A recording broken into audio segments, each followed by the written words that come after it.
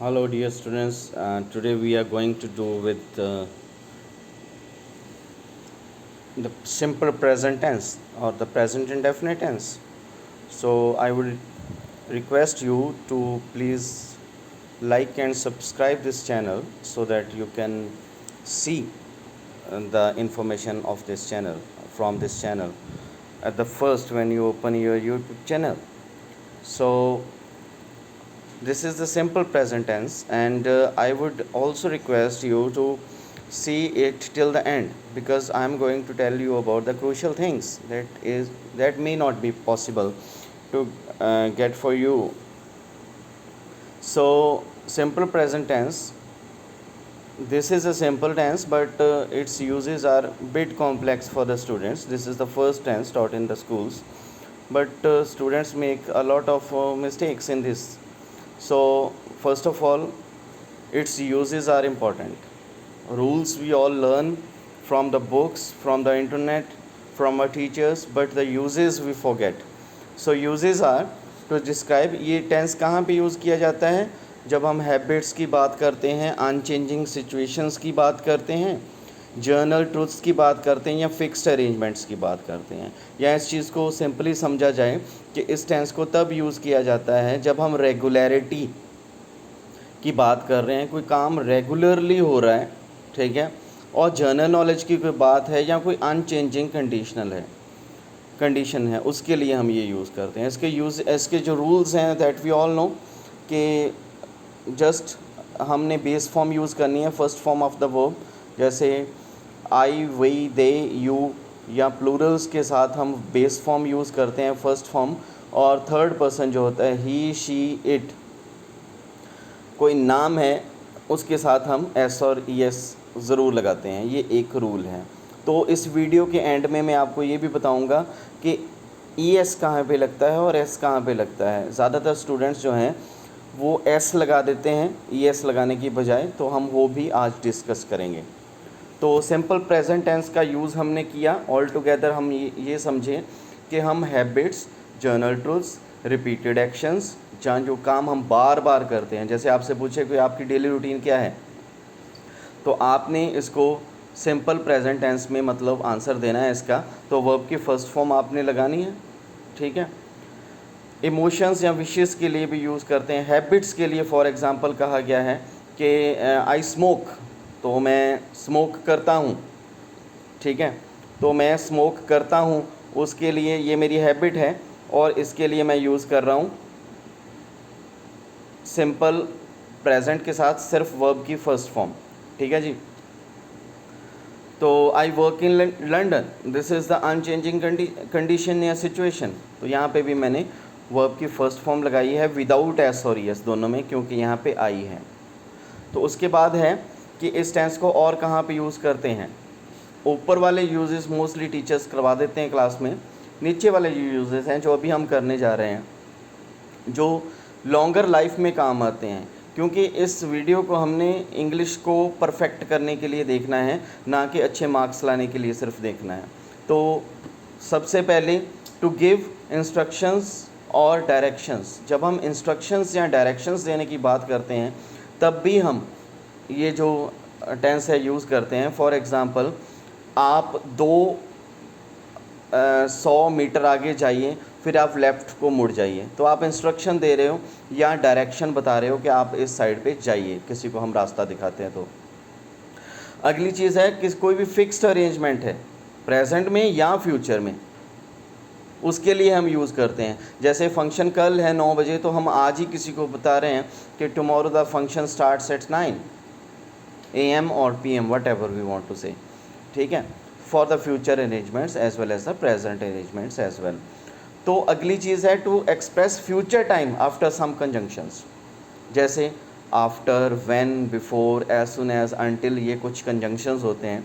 इनके बाद हम इसे यूज़ करते हैं ताकि हम फ्यूचर टाइम बता सकें। He will give it to you when you come next Saturday. तो when you come next Saturday, this implies the future tense, but we are not making use of will here. When you will नहीं आएगा, ठीक है। तो ही will give you, यहाँ से clarify हो रहा है कि ही विल गिव यू दिस या इट, तो ये फ्यूचर है। तो अगला जो व्हेन वाला पार्ट है हमें उसमें विल लगाने की ज़रूरत नहीं पड़ती, हमें उससे प्रेजेंट इंडेफिनिट में ही कर सकते हैं। फॉर एग्ज़ाम्पल, और भी एग्जांपल्स हैं हैबिट्स के लिए। He drinks tea at breakfast, she only eats fish. तो ये भी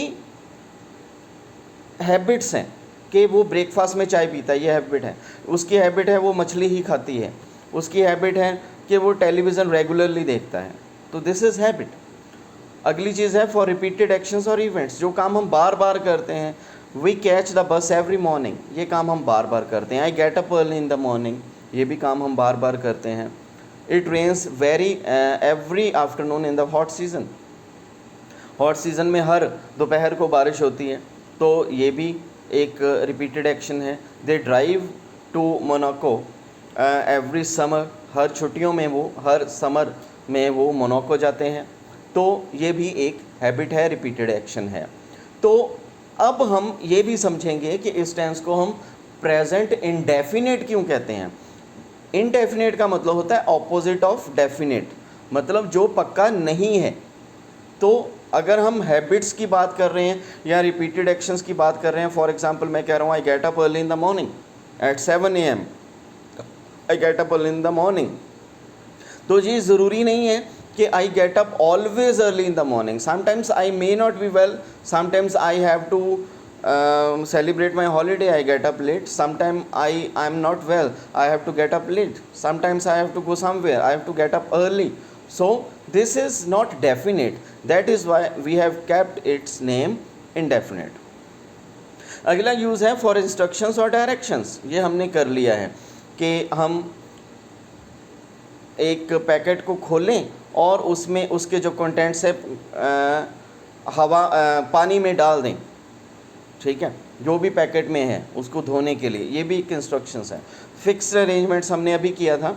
यहाँ पे एक और एग्जांपल है हमारे पास, हिज मदर अराइव्स टुमारो, उसकी मदर कल आने वाली है।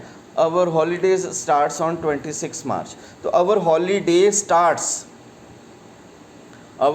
स्टार्ट्स, मार्च का महीना फॉर एग्जांपल अभी आया नहीं है, तो उसकी मदर कल आने वाली है, मदर कल आएगी, फिर भी हम प्रेजेंट इंडेफिनिट टेंस यूज़ कर रहे हैं।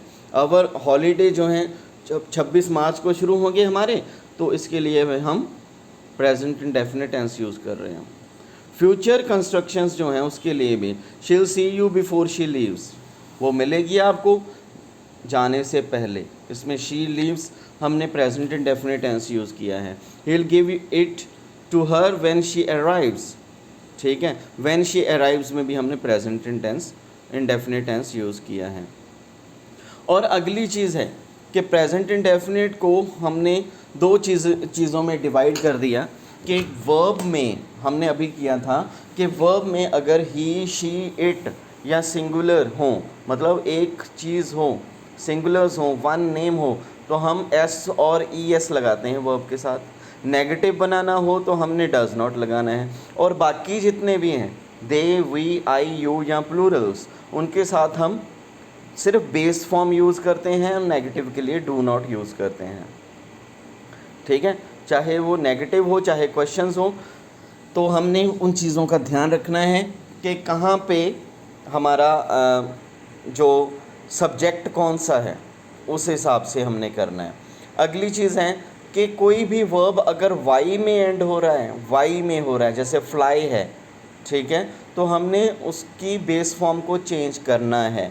अगर हमें एस या ई एस लगाने की ज़रूरत पड़ती है तो हमने आई ई एस लगाना है, ये बहुत ज़रूरी है। वैसे एस नहीं लगता होता इसमें, हम हमेशा ई एस लगाते हैं और वाई का हम आई बना देते हैं, ठीक है, ये हमने ध्यान रखना है। और हमेशा ऐसा नहीं होता है, कुछ केस में ऐसा होता है, कुछ में ऐसा नहीं होता है, वो हम आगे करेंगे, इस वीडियो को एंड तक देखते जाइए।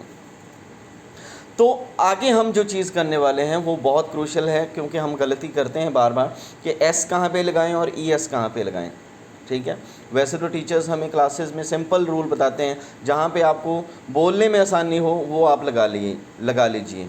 जैसे प्ले है तो इसके साथ एस लगा लीजिए, तो क्या बनेगा जी, प्लेज बनेगा। ई एस ना लगाइए क्योंकि प्लीज़ बोलने में प्रॉब्लम हो रही है, but this is not the case.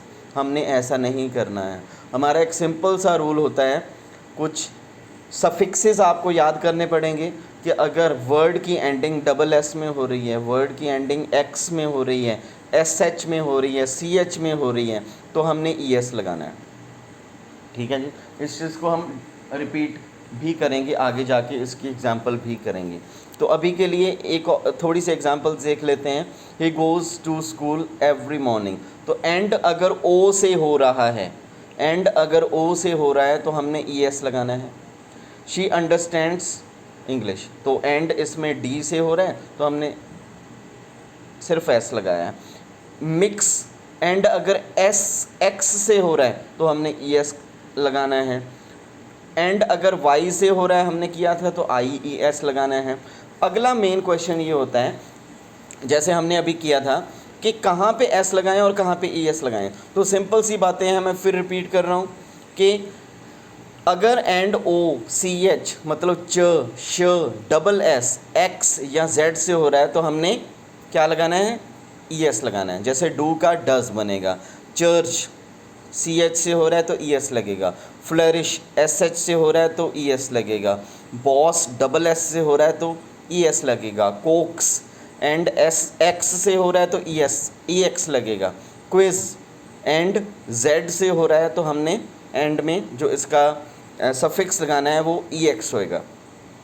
तो इन चीज़ों का आपने ध्यान रखना है।